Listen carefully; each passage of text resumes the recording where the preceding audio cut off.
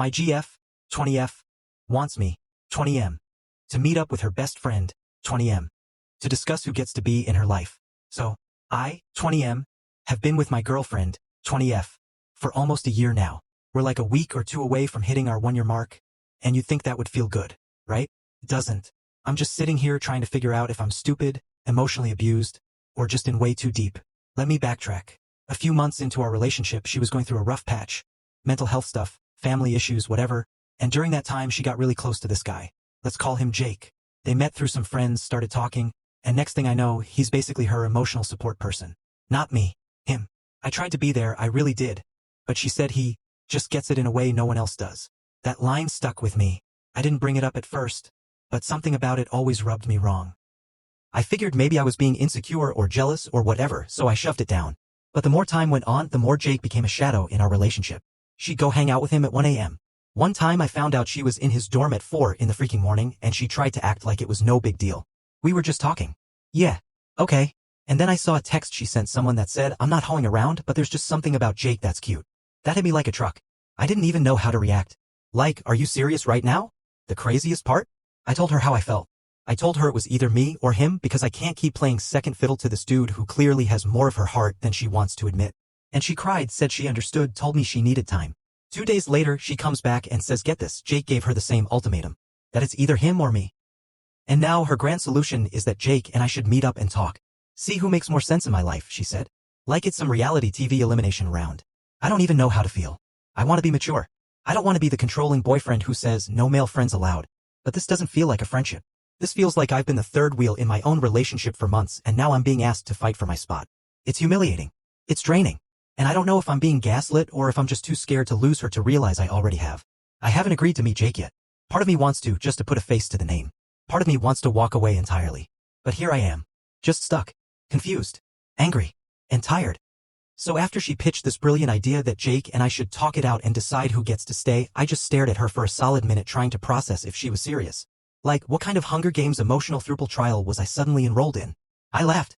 Not even the bitter kind, just this weird, dry laugh because I honestly thought she was joking. But she wasn't. She sat across from me with this sad little expression like this was the most logical, fair way to handle things. Like I should thank her for being so emotionally democratic. She kept saying things like, you're both so important to me and you're actually really similar, if you two met, you'd probably like each other.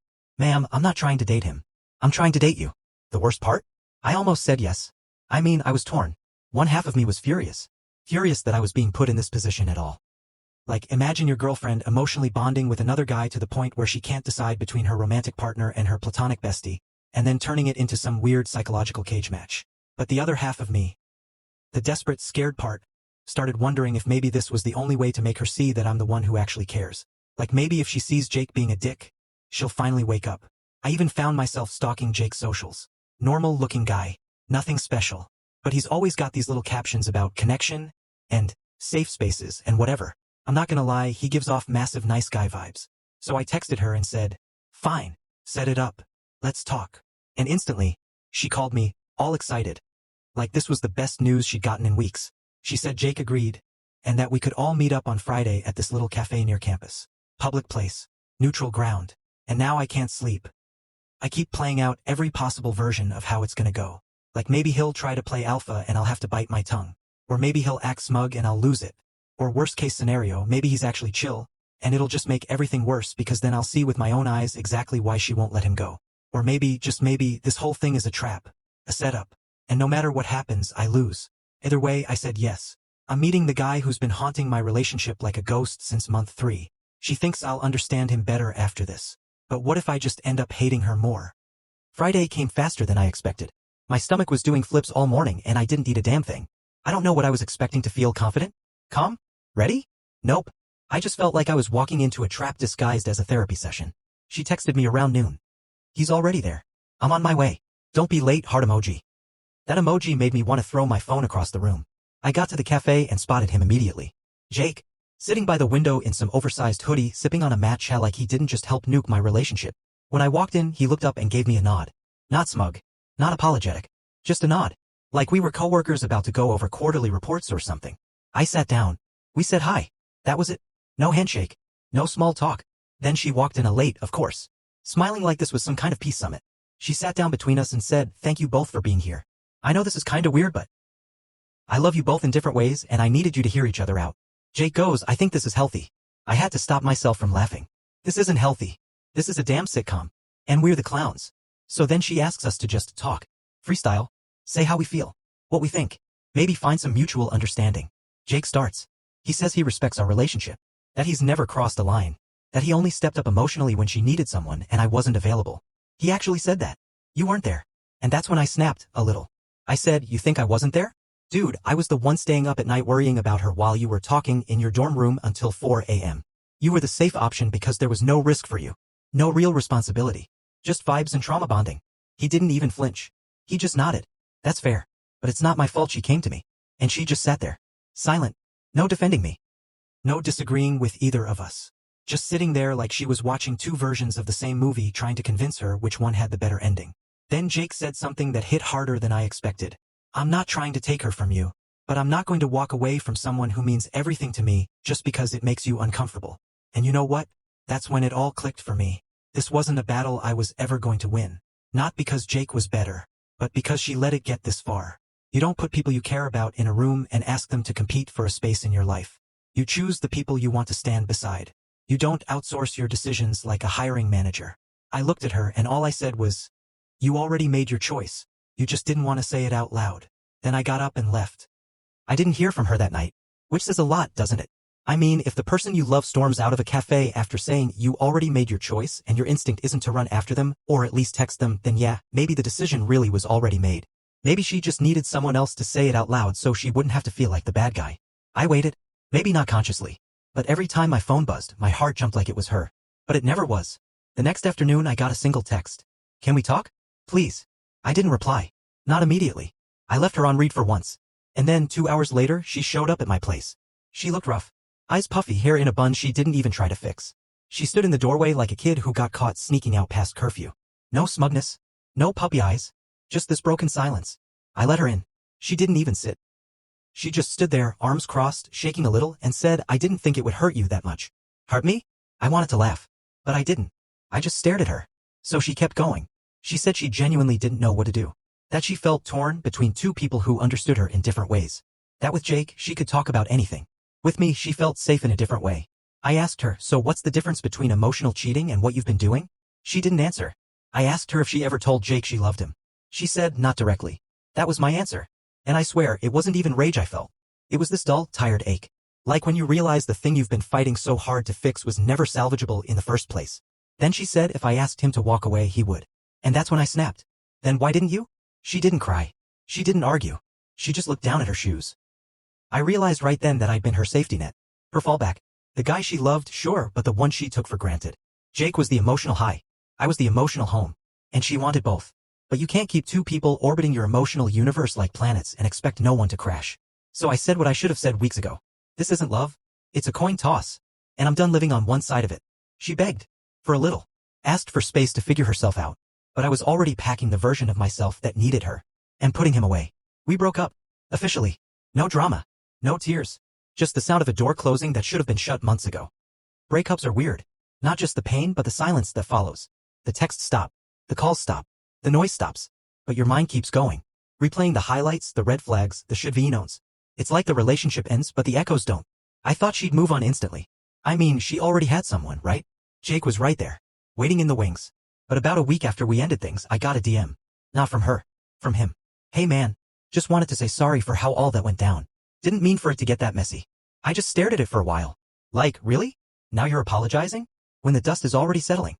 I didn't reply. An hour later, another message. "She's been a wreck if that means anything. I thought you should know." I almost laughed out loud. Because that right there?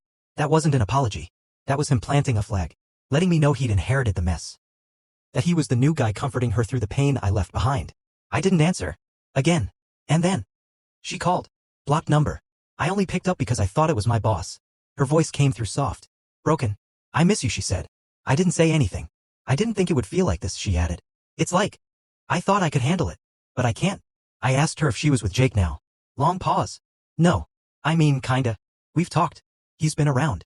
But it's not the same." Exactly. Because it was never supposed to be the same. Jake was the storm. I was the roof. And once the storm stopped, she realized all she had left was someone who was only exciting when she was falling apart. Then she hit me with the classic. Can we at least be friends? I said no. Because here's the truth. You can't be friends with someone who dug a hole in your chest and called it love. You can't pretend nothing happened. Not when you spent months swallowing jealousy and insecurity just to keep the peace, just to be called equal to the guy who had the luxury of being emotionally irresponsible. After that call, I blocked her number. And for the first time in months, I breathed. Healing isn't linear. I wish it was. I wish I could say I blocked her and magically stopped giving a damn. But nah, it came in waves. Some days I felt like I dodged a bullet. Other days I caught myself typing her name into my search bar like a damn addict looking for a fix. And then came the twist. 2 months after the breakup, I got tagged in a photo on Instagram. It was random, some mutual friend's birthday thing I barely remembered. I clicked out of curiosity. Guess who was in the comments? Jake. And guess who he was flirting with? Not my ex. Someone else entirely. Like, full-on, hard eyes emojis, winky faces, when am I taking you out, type stuff. So, naturally, I clicked her profile. Boom. Public. And there they were, selfies. Dinner dates. Him holding her waist. Her in his hoodie. Now, I'm not proud of what I did next, but I sent the link to a buddy of mine who still talked to my ex. He confirmed it. Jake had dropped her. Apparently a month after our breakup, he started ghosting her. She confronted him and he straight up said, "You and your ex needed closure." I was just the middleman. I sat there rereading that like, did this man just say he was a temporary plot device? Suddenly, all those nights I stayed up wondering if I was crazy for feeling second place gone. Because the guy she couldn't live without? The one she begged me to meet with to talk it out? He used her pain as a stepping stone to someone else. And I'm not saying that to laugh at her misfortune. Okay, maybe a little. But more than anything, it was freeing. Like this weight I didn't even realize I was still carrying just fell off. I didn't reach out. Didn't text her told you so. I just sat with the peace. Finally. I started focusing on my own stuff, hit the gym harder, poured more time into my side projects, went out more.